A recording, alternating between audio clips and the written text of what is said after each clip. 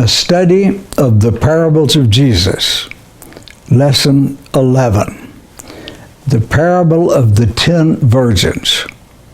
Matthew 25, 1 through 13. I'll give you a moment to find it for yourself.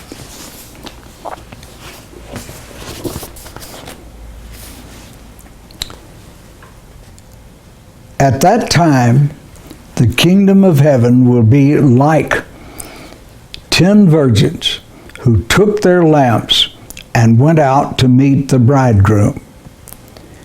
5 of them were foolish, and 5 were wise. The foolish ones took their lamps, but did not take any oil with them. If that's not clear, what it means is they took the oil in the small lamp, but they didn't take an extra supply to refill it. The wise, however, took oil in jars along with their lamps. The bridegroom was a long time in coming, and they all became drowsy and fell asleep. At midnight, the cry rang out, "Here's the bridegroom! Come out and meet him." Then all the virgins woke up and trimmed their lamps. The foolish ones said to the wise, "Give us some of your oil. Our lamps are going out." "No," they replied, "there may not be enough for both of us and you." But while they were on their way to buy the oil, the bridegroom arrived. The virgins who were ready went in with him to the wedding banquet, and the door was shut. Later, the others also came. "Sir, sir," they said, "open the door for us." But he replied, "I tell you the truth, I don't know you. Therefore keep watch, because you do not know the day or the hour." Let us examine the background of this parable. Of course, the background is the wedding customs of the Jews in the first century, and they were very different from ours. The wedding took place at the home of the groom, because that is where the bride would take up residence after the marriage. The groom, accompanied by his friends and servants, would go to the home of the bride and escort her back to the home of his parents. This symbolized the fact that she was no longer a member of her biological family, but became a part of the groom's family.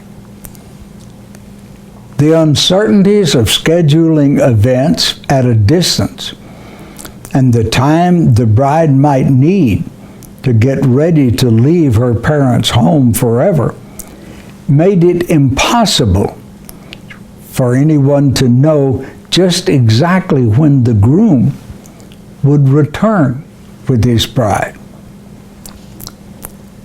The groom would arrange for a group of virgin young women,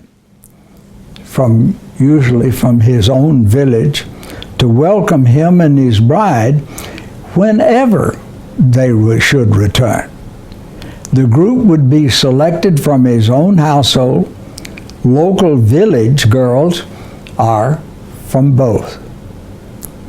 In the passage preceding this parable, Jesus had been teaching his followers about the destruction of Jerusalem and about his appearing as a king and his final appearance at the end of time to judge the world. Thus, the parable is an exhortation to his followers to be wise, to be prepared for any and all of these events all the time, because he himself at that time didn't know when it would happen. This is the way believers today ought to be ready. We should stop wasting time on trying to calculate based on assumptions and figures and all, just when this is going to happen. Be ready. And the readiness means be doing the work of the kingdom all the time. Okay, the meaning of the parable as a whole. Jesus' followers should be ready at all times, whether in the morning, at noon, at midnight. Be ready for his appearing in any and all circumstances. I cannot emphasize that too much. There's no time to say, well, he's not coming the next 24 hours, because you don't know that. I'm not trying to scare you and to keep you in a state of jittery anticipation, but it's just the facts. And so always be ready. Readiness is not difficult. It is simply going about the business of the kingdom and doing daily everything that we need to do. Let's look at the significance of individual elements of the parable. The groom, of course, is Jesus. His being gone for a time is symbolic of his preparing the bride, the church, to participate in the marriage feast of the Lamb. Paul emphasizes this in Ephesians 5:25 through 32, that he is now preparing the church for participation in the wedding feast. And the wedding feast of the Lamb is pictured in Revelation 19:7 through 9. That preparation will occupy all the time between his second and third. Now, I know people talk about first appearance and second appearance, but there's actually three. His second appearance is when he returns at the end of time. His third appearance is when he comes to gather. They'll all happen approximately the same time, but there's two different things that will happen at that time. The change in family membership signifies the change from serving the devil to serving God. That's when we become married, become the spouse of Christ. We have been serving the devil's will. Now we submit to the will of the bridegroom. The wise virgins are those followers of Jesus who are always prepared for his appearing. They don't have to get ready, they are ready. The foolish virgins are those followers of Jesus and others who are not prepared for his appearing. Now, he's talking here especially about followers, but they're not any more prepared for his coming than unbelievers. Neither group are prepared for his return. The wedding feast is the one mentioned in Revelation 19:7 through 9. The futile appeal of those not allowed to participate in the wedding feast is Jesus' standard warning to those who don't take opportunities to believe in him in this life. There will be no second chance to believe in him.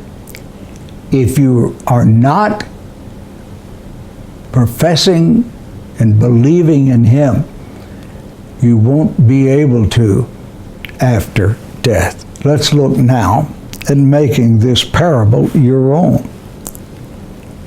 In your situation, what does being prepared for Jesus' next appearing mean? Perhaps making a list of possibilities would help you think in detail about what it would mean.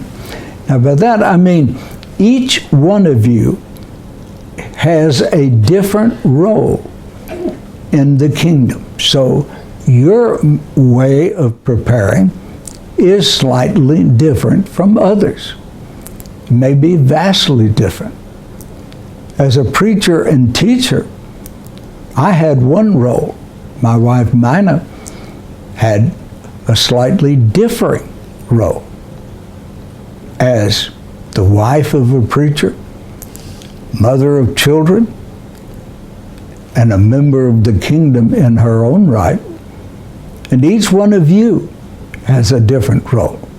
What you need to do is say, how well am I doing filling that role, that function, that work of the kingdom to which God has assigned me? Secondly, you need to think how you can help others in your life to be ready for his next appearing. For we need to help one another. It may be teaching. It may be living example. It may be a lot of things, but we need to help others. Here's a question, though, for thought and prayer. How important is Jesus' return in your daily life? How often do you consciously prepare for it? How often do you even think about it? You need to be honest in this and take remedial steps if you need to. By that I mean, think about how important you think it should be. Thank you.